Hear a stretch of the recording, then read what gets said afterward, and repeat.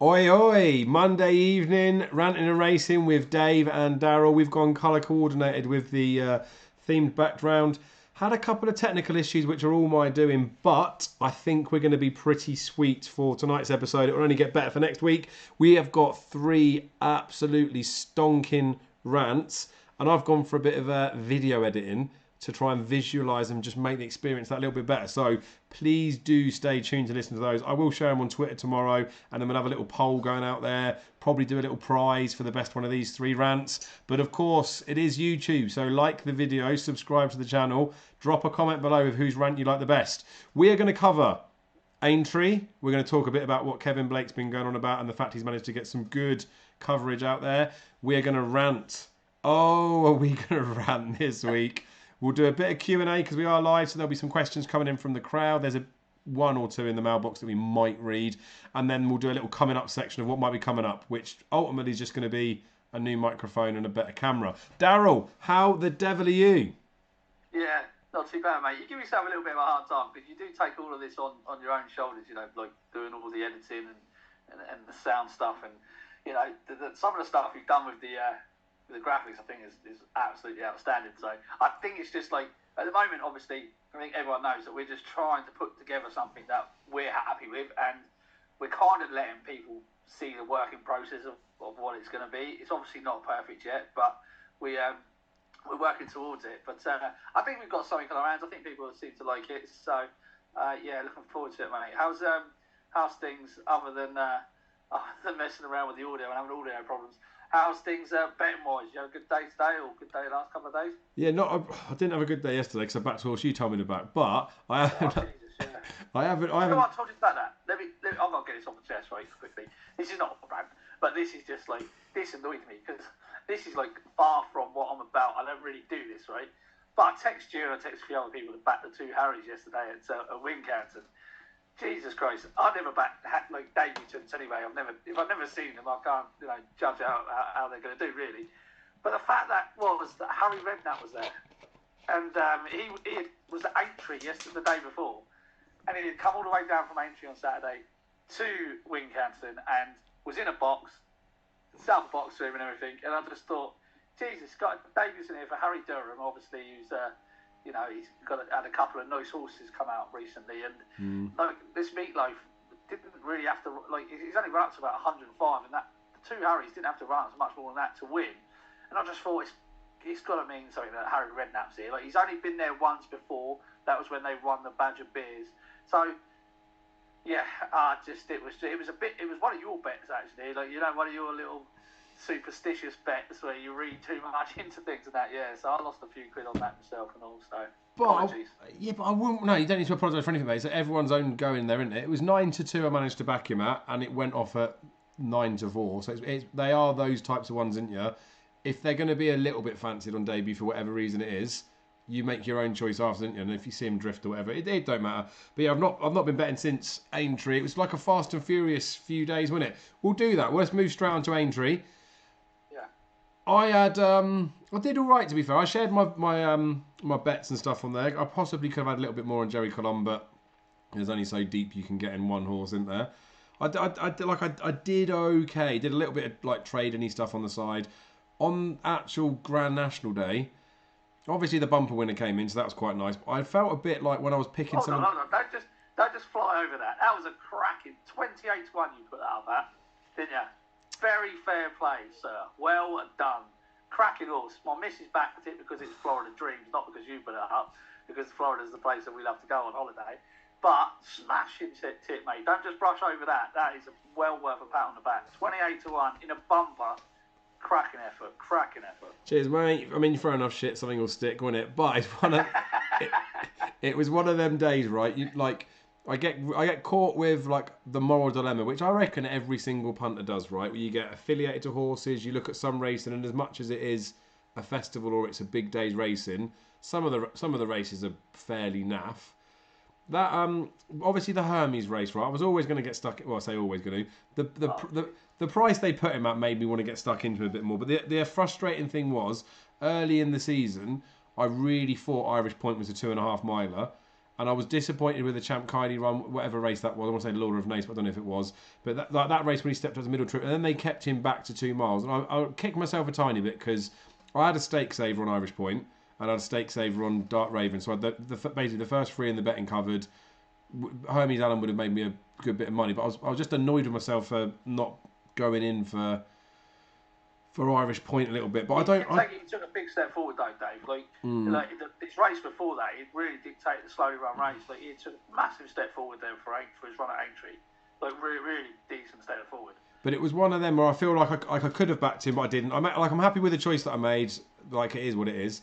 Then it's things like Karat's Rambler in the National, right? Like I remember when he won at the October meeting a couple of years back. That's when I got to meet Graham, the form analyst. He went and won there, goes and wins an Ultima, goes and wins another Ultima, goes and wins a National. Like it's filthy, innit? That's something we obviously need to talk about the National, like the actual race itself, because that was a strange watch. I went out on Saturday. I was out doing a few bits and then caught up on the racing. So I got back just before the Grand National was going to go off. Had all the racing recorded before. ITV had it split as 2 nice shows. I mean, this is a semi-rant to be fair. Had it recorded as 2 separate shows. So it was nice and good. I thought I'll just watch the Grand National live or like on the recorded bit, and then I'll go back and watch the racing after.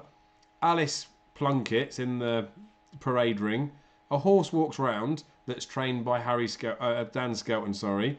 And then her first comment was, because she's got no idea about half the horses sometimes. Don't want to be rude, like it's hard. It's like Fast and Furious in that ring, innit?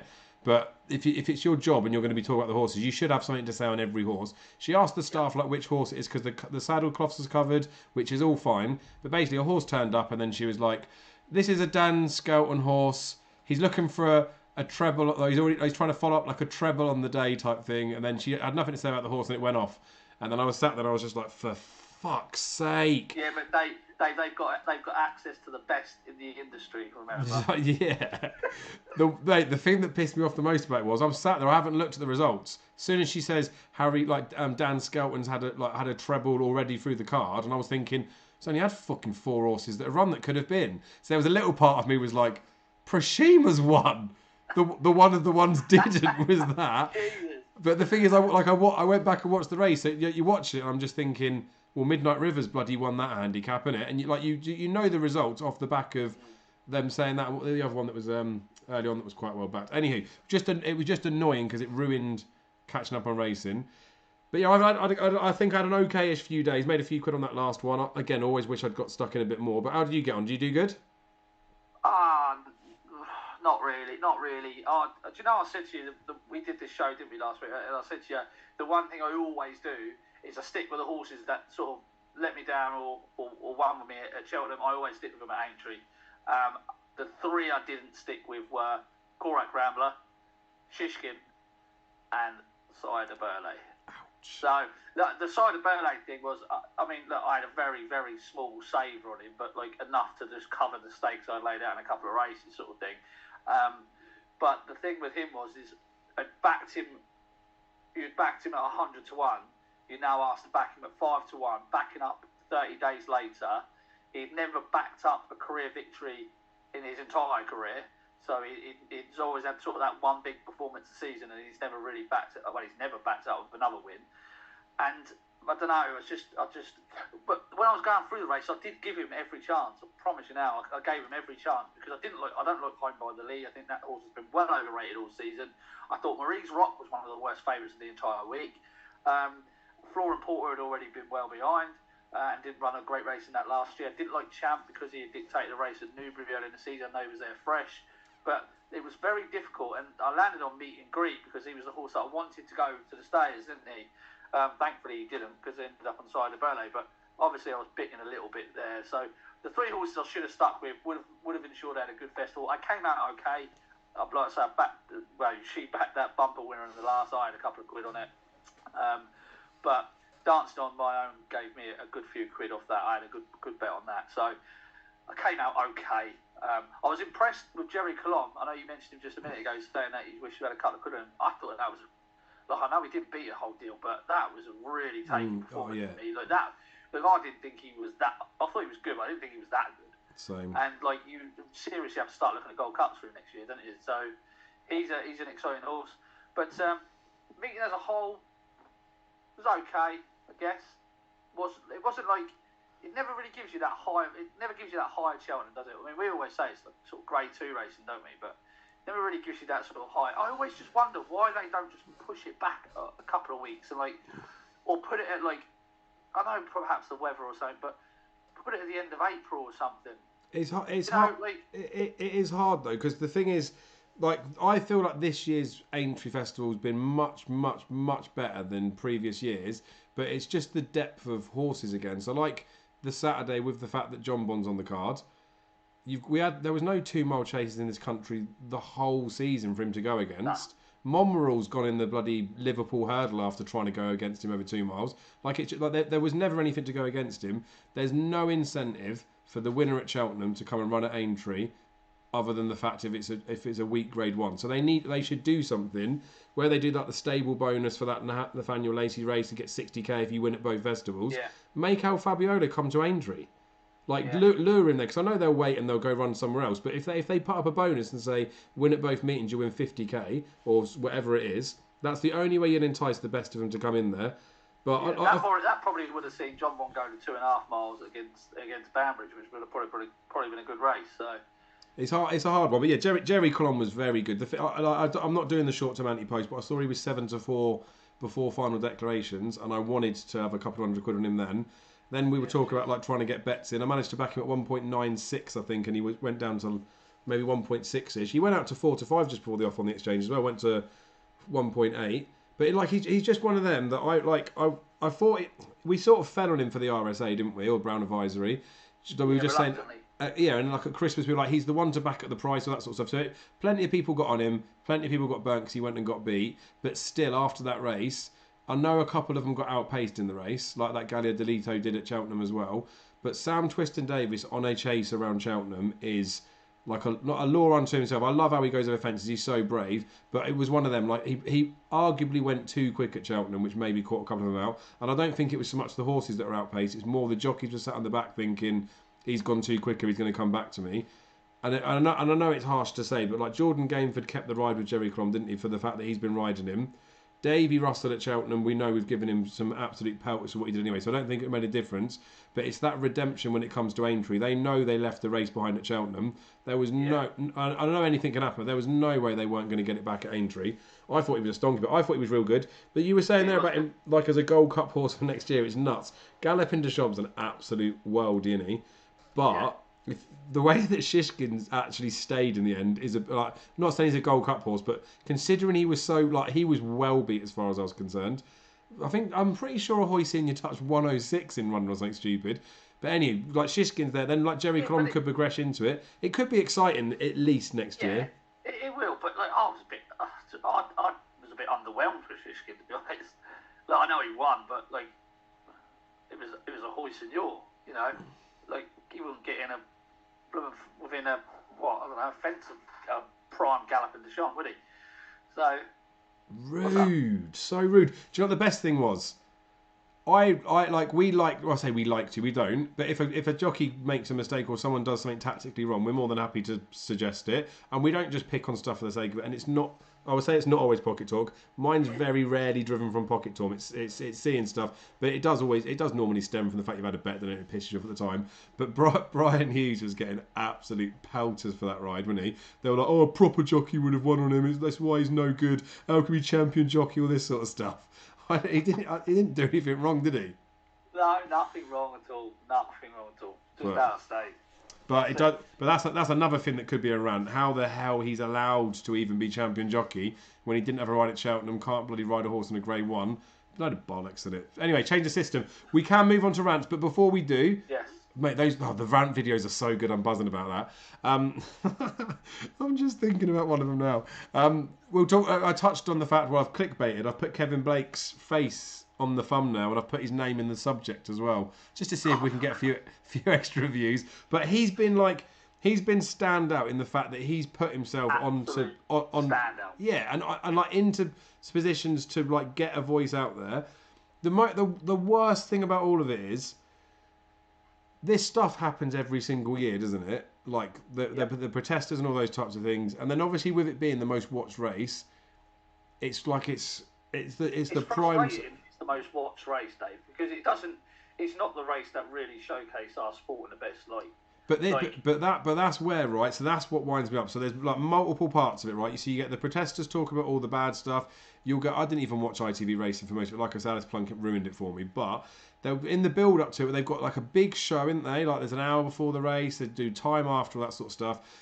I know on the ITV they might do like the full watch, or they'll do homeschool and they'll show videos at home or whatever. But why don't they get stuff together, just saying about the care of horses, like putting some more things in there. Talk about Cheltenham, show how great some of the battles have been, show the kids getting excited, show people getting emotional, show bloody Dysart Dynamo getting up and the whole of Cheltenham cheering for him getting up.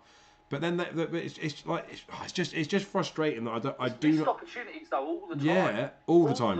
Like literally, this is my rant. Well, my rant this week really is about this whole situation that we're talking about, because like the TV channels have really wound me up, because they've literally these protesters, yeah, they was talking about 200 or 300 of them turning up one day, yeah.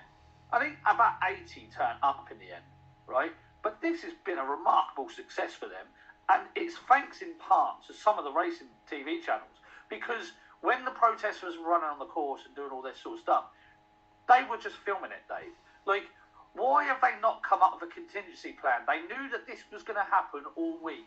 Why have they not just literally spoke to the camera and told people what's going on about the delay? So we wanted to show you. That was a prime opportunity to put one of those videos you just mentioned in, that Dysart Dynamo getting up, or a visit to a yard showing the grooms and women caring for the horses and stuff. That was a prime opportunity. But I don't understand why people in racing or in these TV channels, etc., tend to miss these opportunities all the time. It's a shooting ourselves in the foot.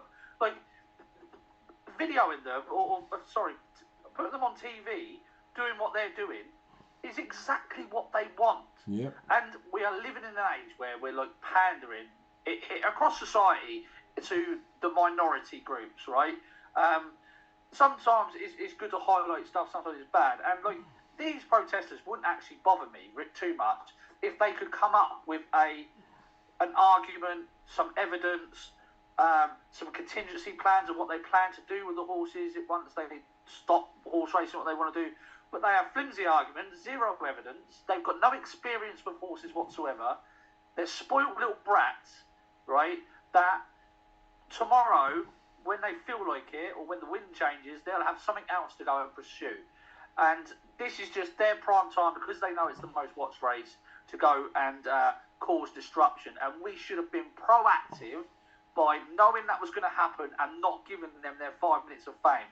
I don't understand why all week radio stations, TV channels, Good Morning Britain have pandered to this group of 80 people to give them platform after platform to go and speak poorly about a sport that is very, very strictly and correctly run with so much care about horses. We haven't really been given anywhere to sort of go and, other than obviously Kevin and the guys are doing a bit now, but like before that, there was no talk of anyone from the horse racing industry going on Good Morning Britain, for example, or anything like that. It's remarkable how they can allow a small minority group of people to go out and just try and tear down a sport. Do you know, there was 150,000 people that attended Aintree over the 3 days. 500 million people watched the event. But 80 people have probably had their most successful week this week. And that's in most part because of us, by allowing them, by putting them on ITV and racing TV and etc., and allowing them to get away with it. I think it's a real shame. I think it's a shame that the Grand National is the showpiece race of our sport as well, because the nature of that particular race, there is a lot of carnage a lot of the time, and it's a shame that the Gold Cup or something like that is not the pinnacle. Do you know? I mean, I don't know what you thought about when you watched the Grand National. I personally did think it was a tough watch, to be honest. That is the real hard thing with it this year, especially because that were like you say, there was the missed opportunities. I'll come back to those bits in a sec, but like when Sir Eric got reshod at the start, and it's got nothing to do with his legs type stuff, has it? But there's just like the air of something in there. them doing what they did before the race is deliberately disrupting stuff. So let's say, I know it's not going to happen, but let's just say there was a buzzy horse at the start of a race. I mean, there's plenty we could probably name.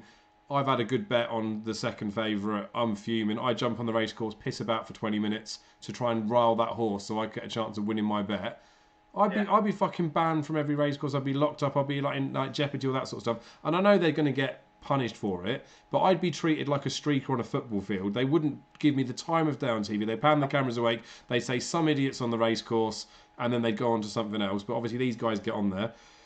But yeah, I was just praying that no one fell at the first, because when I used to work in the betting shop, there was betting on how many fallers there would be at the first fence. There was. You can bet on it, like still now on how many will cross the first fence. And that's when it's vile, isn't it? Like there's no need for that sort of stuff. That's when it like doesn't shine us in a good light.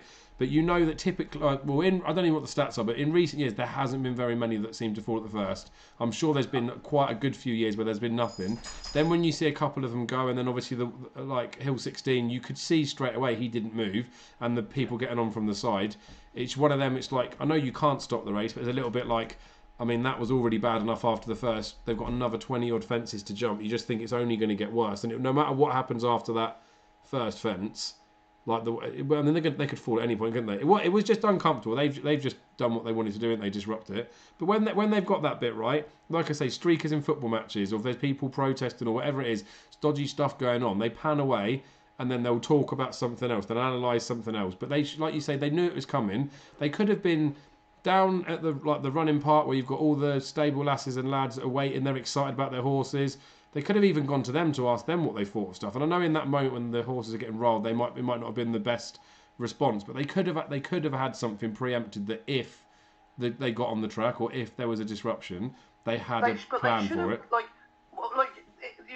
We talk about like people going like Kevin and Richard Hawes and people going to debate these people, right? But that moment they've run on the course. That was the prime opportunity to reach the biggest audience you'll ever reach. Yep. By trying to, by shutting them off and playing something, a preempted video of how well horses are cared for, how much effort goes into about groomswomen getting up at all hours during the night, and it was just such a prime opportunity to really debate them. That would have shut them down to an extent, rather than sort of going on to smaller radio stations, and debating them. Yeah. But that was the moment to go, here's our view, and here's how we feel, and here's how well the horses are looked after. Bang, push in everyone's face at one time, and that's that. And they didn't do it, and it's just a shame. It's just a shame. I agree, because there's a Balthazar King video going around on Twitter. I didn't even know that he'd lost, like when he fell, when he had to go down, he had ribs taken out, and he's still like doing his stuff now back at home. But it's like an educational thing for us as well. It's the same as anything, innit? During COVID, any sort of like thing that's going on where people are just, it's not even necessarily misinformation, even though a lot of their stuff is. It's just if someone tells you something enough, this is bad for you, this is bad for you, this is bad for you, this is bad for you. Yep. Even the people that know fundamentally it's not are going to start to go, well, is it? Because I haven't really heard anything to contradict that in the short term. So it's all recency bias, isn't it? Anyway, we are starting to rant. There could be more to come from us. I've got another one, but it pales into insignificance. Yeah, because, same here. I just thought that about my other one. Mate, we've got three absolute stonkers. So I'm going to play. I need to get them on my phone to get the audio because I've been fanning about a little bit. We're going to do a bit of Q&A. I'm going to just quickly, while we're live, going to quickly go on to the Tube of You and see if we've got any messages in there. Yeah, Shishkin's with 30 and running. Something to do with the snoo. Yeah, mate, he went to 30. That's what I mean. I'm pretty sure Hoysinger went 106 in running. I'll tell you what, we'll do one question now because there's only one question in the chat, and then we'll do the rants. You guys can start. Like these, honestly, these three rants are golden. I haven't had to elevate them by doing the bit that I've done. However, the bit that I have done has only just done them justice because they're decent rants. One question from Ollie Mace, which came in right at the start of the show, Dazzler. Out of interest, what is more important to you both out of picking a winner versus making a decent return? E.g., 50 quid on a winner at twos or 25 each way on a horse placing at, say, 40s. So like in those, there's like different amounts there. Like you potentially might win more money on the each way one. But I think he's basically saying, is it more important to you to be making money, or is it more important to you to be right? Well, no, it's more important to be making money. Obviously, like that's why I do it. But I'd like to be right most of the time. That's a good question, but it does depend. It depends a lot on price and stuff like that. Like I know where he's coming from. That they're coming from there because some people will be more excited about a 2-to-1 winner rather than a 20-to-1 place that has actually got a better return. So there's a couple of ways to answer that question. In terms of, I would rather tip a winner than back a winner, but I'm essentially in this to make money. So yeah, not really answering the question there, am I? No, but I feel like it is a good question, and I've thought about it before because I feel like ideally they would both be exactly the same. So like you're not even necessarily the drive or whatever, but it's like the fact is you're doing it to make money, but you're doing it to get winners. The two of them have to go hand in hand. You don't have to make money to then find winners, but for the consistency of doing it, especially if you're trying to do it on a decent level, like you've got to be getting the same drive from just getting the results right as well as making money. Yeah, it does get my job relies on getting it right. No, but that's it, isn't it? But the only reason why I say it like that is you could fluke making money. Like if you, again, from staking perspective, all those types of things. Like if you're really bullish about, I don't know, a horse just because it's a 2-to-1 poke and you make money in the short term because of it, that may not have been the right thing to do. There could have been better bets that you've had at bigger prices that unfortunately just because of variance or whatever just didn't go your way.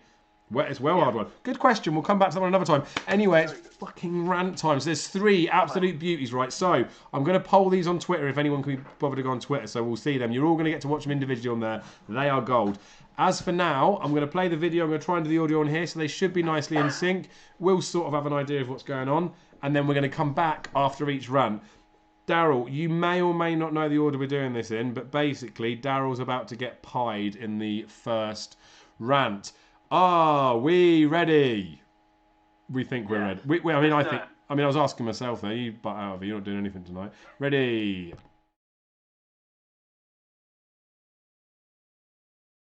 I had it muted. I had my phone muted. Right, we'll start again. Technically, I've got it fine now. We'll be fine. We'll be fine. We'll be fine at some point in life. Right, we ready? I think this will work.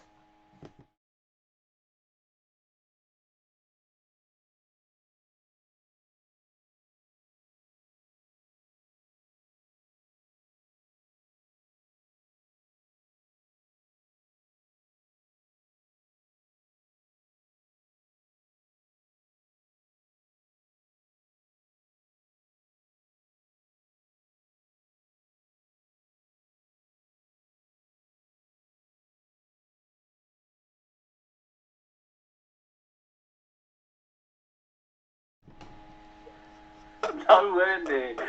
He was bloody near. I'll tell you what, right, in my defence, I genuinely thought he had a massive chance. And I am, on this occasion, going to blame the ride by Patrick. I am. I thought he gave him too much to do. Like I said, I'm not a massive fan of the way he rides. Anyway, the old bump and push, don't really like that. That's not for me. But yeah, I do apologise. That was a bit gutting because I thought he was a smashing price. Like I expected him to be really well backed. To be honest, I expected him to be one of those ones at 10-to-1, be really well backed, go off favourite and win. Didn't quite work out like that. He just sort of stayed around the 10-to-1 mark. But yeah, that's a shame. He's probably ran better at Aintree than he did run at Cheltenham, didn't he? Over 2 miles 4, which is a shame. It's brutal though. So 2 bits or touching it on there. Patrick's won 4 Matheson's hurdles on him.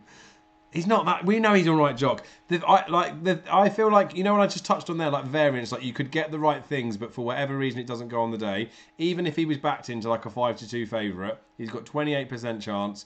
3 times out of 4, he's going to get beat. You want him to be like a Gaelic warrior, didn't you? You want him to just get beat. They've got every reason. There's like a minor excuse, but sometimes they just fall out the back of the telly, and it's fine. He didn't fall out the back of the telly, Dave. Oh, he did. Oh, yeah, he was well. Money. He was fucking nowhere near to quote.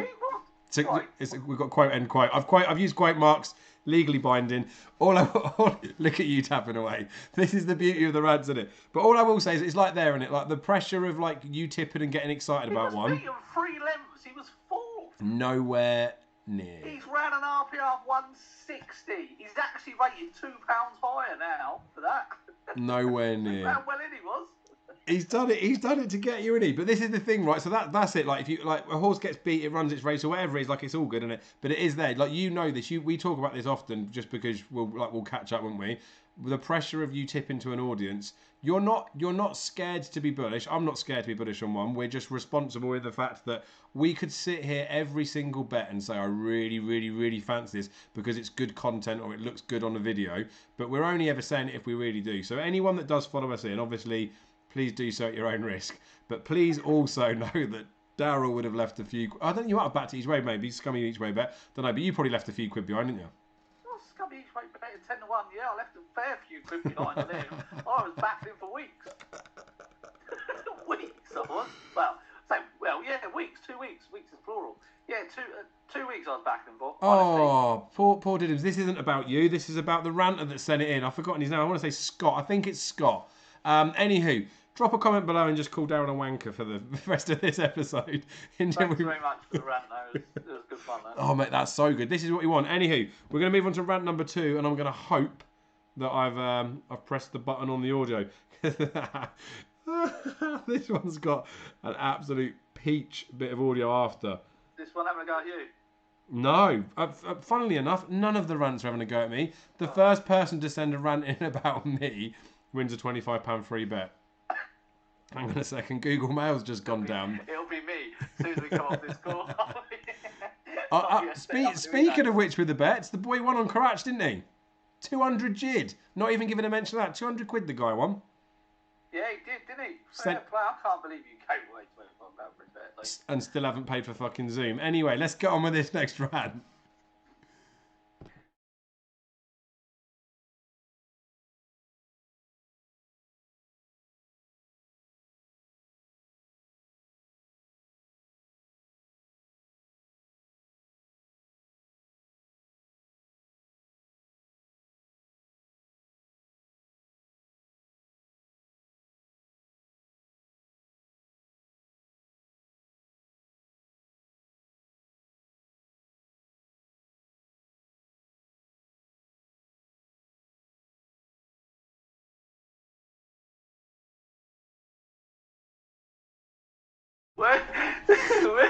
The Twitter trumpets. Was that Colin Tizard? I love the Twitter trumpet. That is going to make a regular appearance. I mean, I'm slightly. No, I don't want to say I'm on the fence of it, but like I'm slightly in the zone of. Well, you are as well. We do back Dave, things. we're getting people saying no sound. No sound. Oh no, that can't be true, can it? Not for the whole night. Scott Burgess says we need to sack Dave. Not. I agree, Scott. Not. Surely there's been audio for some of the night. Is it just the videos? Barney's just said, I'm sure that's my rant about Impervious. So they must be hearing it. Oh no! I tell you what, they're hearing the show. But when I've done those videos and done the audio, you can hear it on Zoom. They can't hear it. I'm going to go back and play them. I need to add a thing into it. I'll go back and play them. We've already seen them now. So the rants have no sound. Yeah, go back and play them. Okay, the rant's going to come up now because you need to see this because this is class. I'm sorry. So what I'll do is I'm going to play all 3 rants in a row now. You'd have seen all of them. You'll get the sound, mate. I've done the microphone thing there, but I've taken the microphone off of it. Anyway, I'm an idiot. Rant number. William. Fuck's sake, Dave. Rant number 1. But I'd put the mic on. I'd go.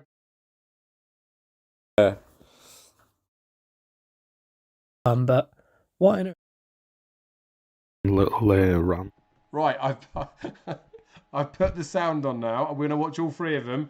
Just enjoy 2.5 minutes of pure editing bliss. 3, 2, fucking 2, and then 1. You know that feeling you get when you've been tipped up Sharjah for the whole week. You know your week's been leading up to this moment. You know you're at trackside with your pals, dressed to the nines. Daryl's put you on a good thing because he said he could ride it home himself. So you're telling the boys, "Come on, boys, get on Sharjah. This is the one. And he's fucking nowhere near. Come on, mate. What was you playing at? Sharjah. I've had to come back after the Sharjah one again. He's up on Cleve Hill. He's nowhere fucking near. Right, rant number 2. Hang on. It's the fact that you put my face in the jockey because that's so good right. Tell you what, if you had let Patrick ride in, we might have got a winner there. Right, let's move on. Right, boys. Quick one, but what on earth are people betting on Cheltenham 2024 now? I've seen people tweeting about Impervious for the Mare's Chase, and it's 2-1. Like, you could bet on anything at 2-1. Like tomorrow, today, the next 30 seconds, you could pick something and put 20 quid on it. Why are you betting on a horse that, it's got a year to potentially hurt itself? Someone else come out of the mix, like absolutely anything. But yeah, just to tweet, oh, I had this a year ago. Fucking genius.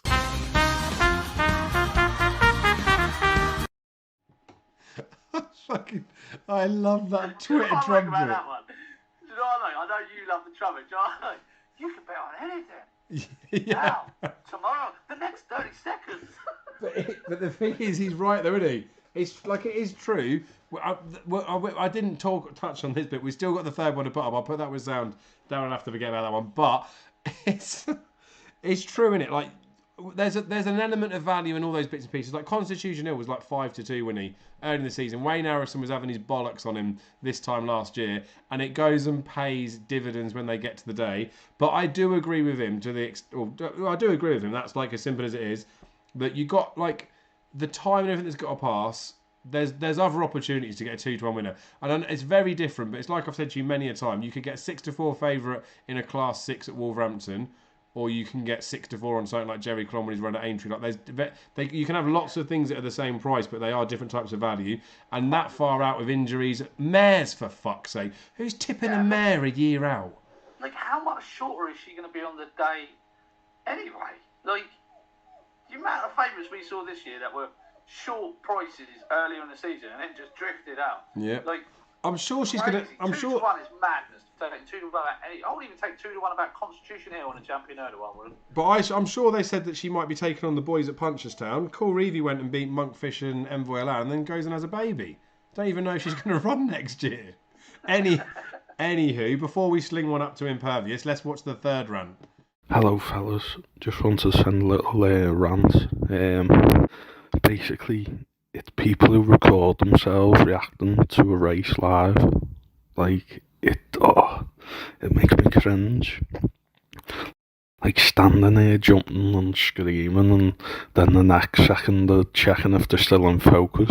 And then worst of all is them people who get someone to record them reacting to a race, and they're buzzing, jumping about and all that, and it's like, you just backed the 6-4 fab. Like, I'd understand if it was a 10-1 or something sweet, but they all look fucking stupid. It's gonna get beaten.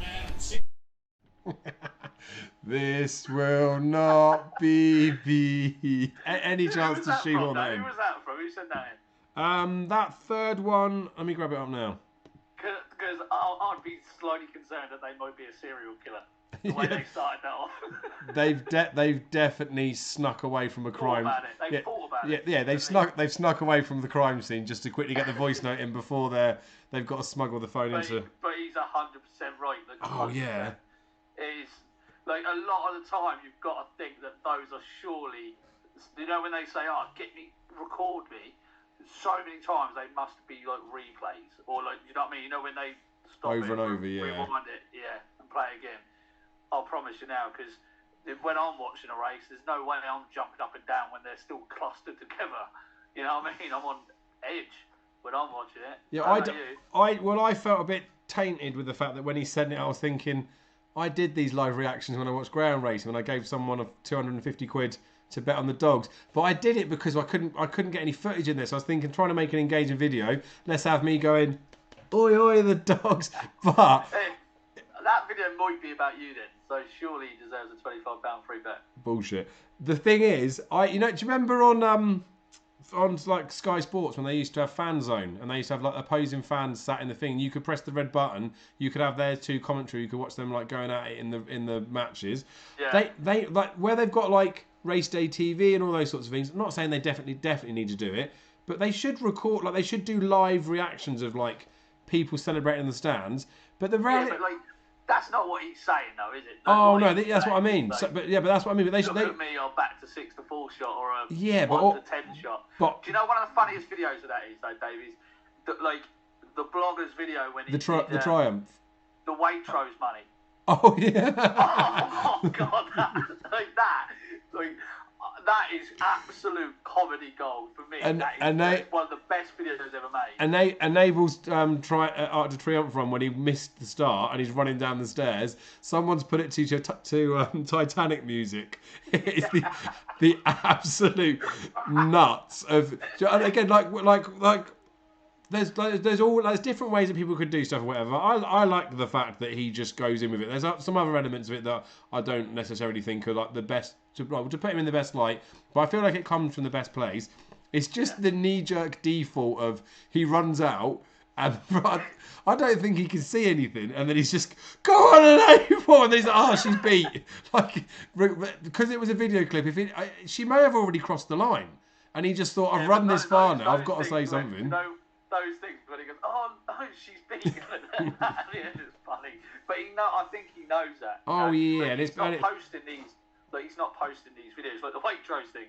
Like he wouldn't have even posted that if he knows what he's doing. You know what I mean? Yeah, but if it wins, it's not postable, is it? If it loses, it's good content. But it is frustrating with that sort of stuff. Like it's almost like who's the audience? Like, you know, when you see someone at home or whatever, like I'm recording, like I know the dog's doing something, I'm going to send it to, I don't know, just send it to my dad because he loves the dogs or whatever, or I'm going to record the boy and I'm going to watch back. Who's recording a reaction of himself watching a race to think, I'll send this to my missus, she'll be buzzing about that, or I'll send it to my mum for her birthday. Like, who's it for other than yourself in the moment to act like you're an absolute worldie? Yeah. Do you know what? I would be more impressed if people record themselves their reactions when they've lost bets. Do you know what I mean? When they've losing, you know, when you're like getting excited. I've tried to record myself watching a race, thinking that I was going to have a winner. And the amount of losers that I've had on the back of that, I was thinking I should post it, but no. Oh well, it's all good, isn't it? Everyone just loves the game, don't they? Barney Hughes, the trumpet will have to be used again. Exactly what I said earlier, wasn't it? We're going to have to use that. I reckon every time you mention something or we mention something, we're going to have to use that. Agreed. That's going to be an integral part of this show going forward, I think. 100%. Well, I'm gonna get it sorted for the stream stuff. I prefer doing it live because it saves me editing. I think it's better. We'll try and get a bit more interaction, but I know you guys are going to interact anyway. I'm moving us on to Q&A, right? If there's no questions, then we'll be getting closer and closer to wrapping things up. So please do, the 7 or 8 of you that are watching, if you write a question down, there's a very good chance it will come up. And the questions are uncensored. So if you were to write something that's inappropriate, we're live, don't work with children around them. I'm not reading that out, you disgusting bastards. No, I'm joking. It's just the default. We've got 46 watchers, Dave. That's more than half of the protesters at Aintree this weekend. But yeah, they're on this video, aren't they? They're boycotting this. They're on their ladders at the moment, spitting on their TV. Jesus. Right. Come on then, Q&A. We haven't got any. Oh, I'll tell you what. There was something that was sent in. Man like Liam Firkin. Oh yeah, he's a good lad. He is. He is a very really good lad. I mean, if he wasn't, he's not. He's not that much. I love this one as well because we haven't. Well, I say we haven't. I haven't really been on top of the mailbox. He sent a reply and after saying, "The more I read this back, the more I shit my pants that neither of you will find it funny." And then he said, "I'm sorry, Liam, it's happened." He said, "Haha, let's not reference." No, I won't read it out. He said, "Let's not reference a bit," which I agree with you, Liam, is probably inappropriate, and especially considering I've said your full name without your permission. You did send it at 2:00 in the morning, though, mate. Let's not reference the thing of it. Yeah, 1:46 a.m. he sent it, so pretty good grammar, to be honest with you. He said he was hoping that we were doing a show this week. We weren't, but then he said, "I assume you will unless Dave has been deplatformed for hating poor people after his comments about people boozing in the street." That's true. You dislike poor people. No, go to Aintree if you want to drink in the street. They can't afford it. That's the point, Dave, isn't it? No, they do. Oh, they love it at Aintree. You get the old guys outside the front, didn't you, selling flip flops on the way back. Right, the question that he's asked, the first one. This isn't a fun question. Time to get serious, guys. But I wondered about strategy with betting. Specifically, after Daryl published his year-end profit and loss, he mentioned he was going to make a conscious effort to put up bigger price selections and work more away from the top of the market. Daryl, what's that all about? Well, the statistics showed that I wasn't getting the best return over the course of the year when I was backing it shorter than 2 to 1. Now, obviously, in isolation, that's completely different, isn't it? So, like, for example, at Exeter last beginning of the season, Time Hill should have been 1 to 10, 1 to 2, great value bet as far as I'm concerned. But over the course of the year, they weren't working out as well as I thought they were possibly going to work out. Yeah. And my best bracket for sort of backing horses was between the sort of 4 to 1 and 8 to 1 mark. I was getting a lot of success there. So I'm literally just following the statistics. So it's not that I've got a fly in it. So it's not a hard and fast rule, but I will just be more conscious of. I suppose I would just question a few more things if I'm looking at those towards the top of the market and try and edge away a little bit. Yeah, no, that's fair enough. And that's the key thing with stuff, right? Everyone is capable of picking a winner at probably any price, but it does depend on the methods and the way you're looking at racing. You're so far in depth and the amount of time and effort you spend watching racing, going through the form and stuff. You know the market's inside out from all different places. I don't record my profit and loss for most of the stuff because I'm dipping in and out. I'm doing different stuff now. I used to always do it for the anti-post stuff, and obviously it's different numbers when it gets there. I know from the dog stuff, right? I recorded loads of the dog bits for a while. I was getting my bollocks done at the top end of the market. I was backing all sorts of stuff. We watched a video once, didn't we? We were chatting, and I said I backed this at 6 to 4. It's gone off at 1 to 3. It gets beat, and I said I had like 15 of them on the spin. But there's like. The other thing is as well is that towards the top of the market, you, for whatever reason, I don't know if it's in the DNA of punters, but there is a tendency to try and have a bit more on towards the top of the market, even if sort of the value angle is exactly the same as a 7 to 1 shot or an 8 to 1 shot. You seem to feel more confident having a bit more towards the top of the market, and that probably has an effect on it overall as well. So yeah. Got a couple of questions in the chat, Dave, if you're interested. Do you want to read one out and I'll answer it? Yeah, unless it's to you. Grand National never have been. I think it's a spectacle rather than a serious quality race. That's from Paul Williams. What are your thoughts? We've talked. Like, this is probably like a good time to bring it up, even though it's like well into the thing. But I've mentioned to you on a number of occasions, like I'm a snob with racing, and I know it can come across as the fact that I'm just like, oh well, I'm just a snob because of racing. But I don't think it's fair when you've got like 100 rated horses that don't want to win races that are potentially put out and about often. So as much as they might be getting some enjoyment for doing whatever it is, go run around in a point-to-point field. I know they can still get injured there, but I do worry about like a welfare type stuff. The Grand National's like the absolute pinnacle for me of like, not even necessarily from like a welfare issue, but potentially there's a number of horses where you want to question, should they even be in there? Like even when we do the like study and form and we look at some horses, there's a good number of the field every single year that you don't even know if they're going to stay. You don't even know if they're going to jump the fences. Yeah. And it's all. I'm not saying there should be like some sort of qualification criteria, but there was a horse in one of the races at Aintree that fell at a big price. I can't remember who it was. I think it was on Friday, maybe. It almost sounds like irrelevant, but it was basically a horse that when I was looking at the betting, just have no chance in the race anyway. And I know you get like Mon Mom and those big prize horses that can win it, but there needs to be some level of like cut off, just saying that if you want to run in a handicap and be a 200 to 1 poke, you need to have shown something at some point to quantify something. I get really worried about big price runners running full stop, and I know they'll say it's not fair, you should give everyone a chance, but it's not like if the form and everyone out there could say this is I don't know, 100 to 1 poke and it shouldn't be running. I know you had your side about it 100, but that's different because it's anti-post. I just think they shouldn't be allowed to run. So the Grand National always makes me feel uncomfortable. I don't think as well, right? You know, when we have Cheltenham when they talk about the amateur jockeys and how like they're saying about some of those races, they have to have had a certain number of rides and all this sort of stuff because they're not capable of doing it. We make the assumption, as far as I'm concerned, in the Grand National, that every single jumps jockey that's riding over those fences knows how to handle those types of fences and that hustle and bustle of a 40-runner race. And again, I touched on Brian Hughes earlier. I'd love to know what the average field size that Brian Hughes rides in, because I don't think he had a ride in the Grand National. I think he was probably somewhere else on the Saturday. But like it's there, like there's potential jockeys that are riding in a race that haven't got the experience or shouldn't necessarily be in there. So I just think it's just it's a novelty race for like apparently like showcasing the sport, but I just think it's detrimental to the sport. I think it's totally agree. I think this year every entry had to send in a home video of them jumping a national style fence. But I think that we reduced the numbers and put a minimal rating bracket on. I don't know if there is one already. I don't think there is there? No, but because of the fact that it is such a good race, you tend to like see the same numbers. The sad thing is though, like Hill 16 especially, right?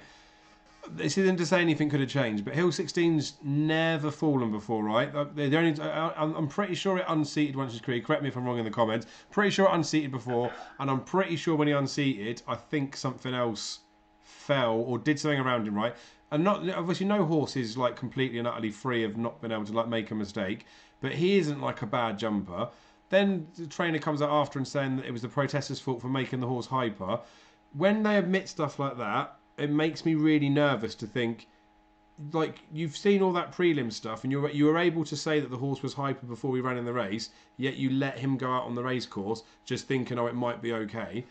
And it's really hard on that bit, isn't it? Like you've targeted for a year and you've got like owners and all that sort of stuff that's in there. But then it semi kind of proves their point that they're thinking, well, we've wound these horses up. Should they have all gone? I know they went back and stuff, but like it's hard to know what the right thing to do is because you can't be a pussy and be scared your whole life. Like the Sir Eric thing again was reshot at the start. You couldn't say every horse that loses his shoes not allowed to run for a couple of months. You can't say every horse that's a little bit distressed before it goes out from an excitement thing necessarily needs it. But you trust they'd all be checked and stuff. So I think it's semi-lazy there of the trainer blaming it on the hyper thing as the reason why he fell. Because if you were aware enough of it being hyper, then should you have run the horse? But that's not to like poo-poo it. Like they know far better than I do, and I'm sure it's a reaction in it in the moment of something really bad happening. Not saying they're trying to blame everyone else but themselves, but they're looking for reasons why something uncharacteristic happened. And it's so frustrating that maybe they probably did cause it in one way or another. But yeah, I don't massively like the race. So waffle. Okay, let's wrap up this national with this last question, which is from Doctor of Welsh Magic Briefing. He says, do you think Vinilier will win next year's national? Should have won this one, but for a shambles that unfolded in front of him. I thought he was very unlucky, really. I didn't think they made enough use of him, but then again, I'm not entirely sure that they could have. I thought I think he was a standout second. Like I think he was by far. Obviously, it's obvious, but he was a clear second. When you saw the overhead shots of him making up the ground at the end of 4 miles in a Grand National, I thought it was just quite remarkable. Look, you normally only get one crack at these sort of things. That would be my slight concern, Doctor. But definitely keep him on the radar. His jumping's definitely improved. He had a kissing spine last year when he was a novice, so could probably explain some of his mishaps over his fences and some of his poor runs. But that was undoubtedly a career best. The cheap piece have gone on the last twice, or the last 3 times he fell, and then was second to Ken Boy, giving him £8,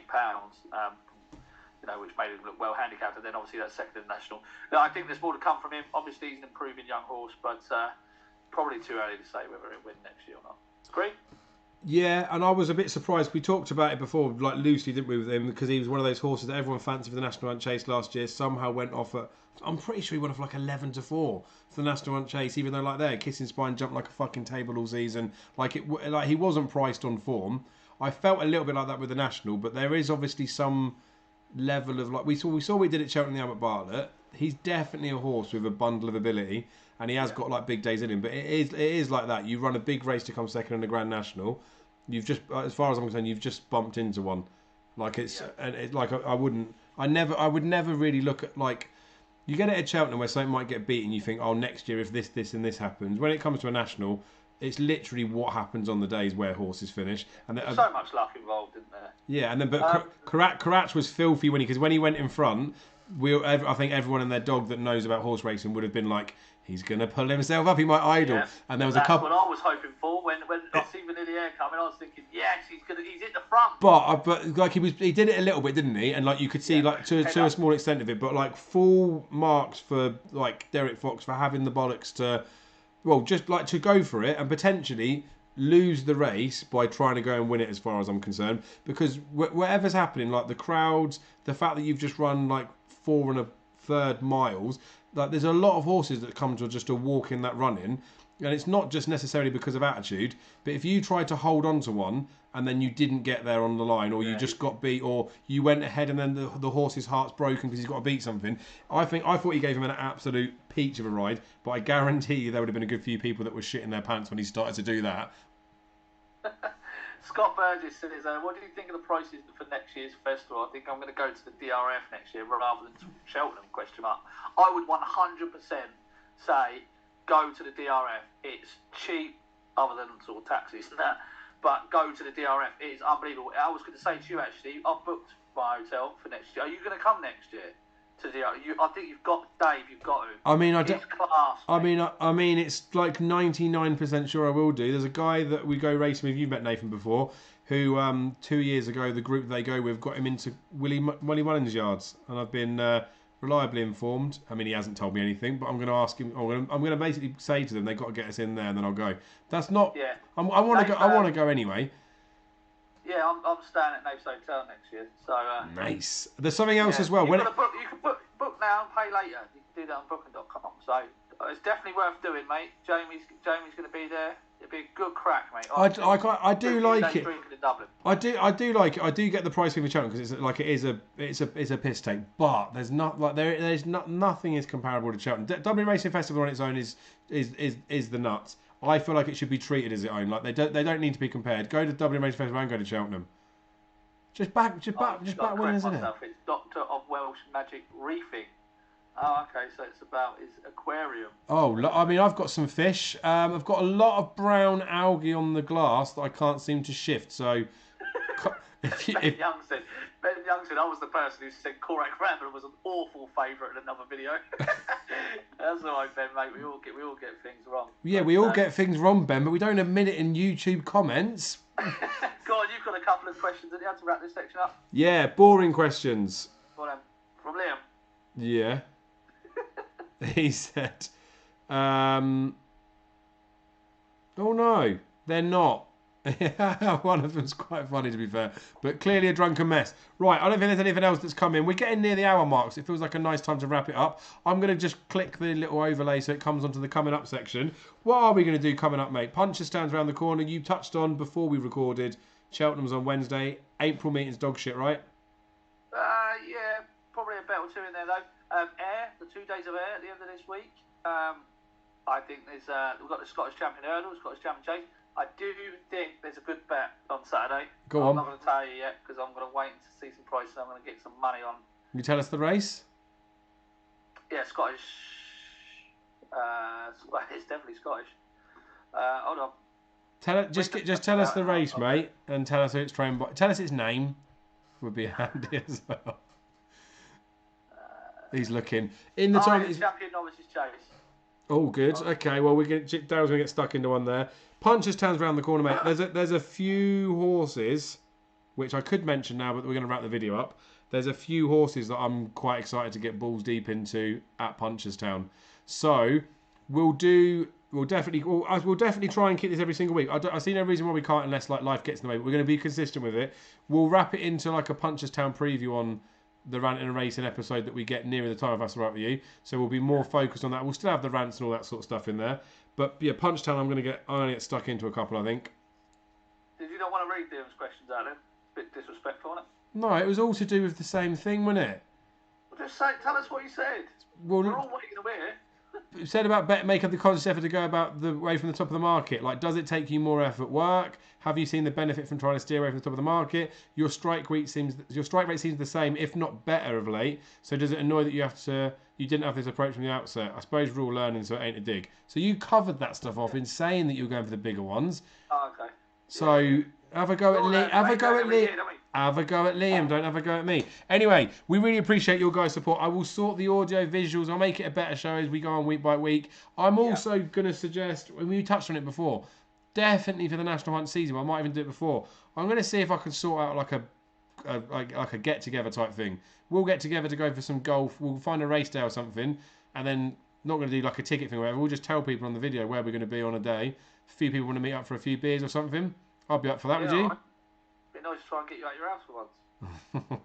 No, I'll be streaming live from that one. And we just need to. We sort of need to. Can you put a poll on Twitter after this? For the 3 rants that we've had in, and I'm going to give away a £25 free bet today for the best one of those. Yeah. Am I allowed to win the £25 free bet?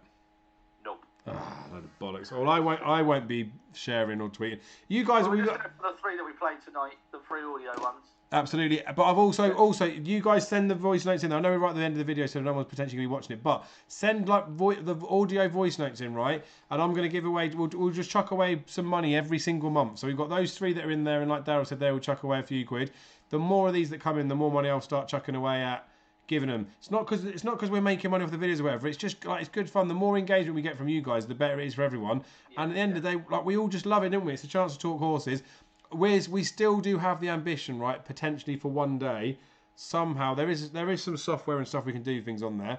But I'd love it to be like a phone in, like we'd be able to get like Matt Chapman used to have on the line. Like if we get enough people that are watching it and it's like worth us doing it.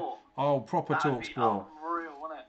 Just imagine the raw, unedited Wayne Harrison coming through, Fanny Betters, and then we just got. Let me just give you the email address. It's rantingandracing1@gmail.com. If you can send your voice notes into that would be tremendous because it's good fun for us just to look through them before we do these shows as well. Yeah, definitely. And if you don't want to do a voice note because you're technically not gifted enough, or you just, or you don't. No, but it's like still send them in because reading someone's rant as well. Like the rants that we haven't been listening to them before, but because I did the editing on these ones, I did listen to before.